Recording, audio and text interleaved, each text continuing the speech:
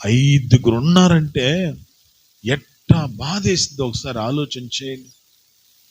ఎంత గుండె కోత ఒకసారి ఆలోచన చేయండి. ఆమె కూడా కోప్పడలా.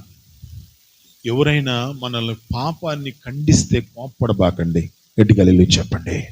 నువ్వు కోప్పడ్డావంటే నీ ఆశీర్వాదం నువ్వు పోగొట్టుకుంటావు, నీ దీవెన నువ్వు పోగొట్టుకుంటావు, నీ మేలు నువ్వు పోగొట్టుకుంటావు. ఆమె ఏమన్నదో తెలుసా? ఆ స్త్రీ, అయ్యా నీవు ప్రవక్తవని గ్రహించుచున్నాను, నువ్వు నిజంగా మంచి సేవకుడు అయ్యా అని చెప్పాలి. గట్టిగా హల్లెలూయా చెప్పు.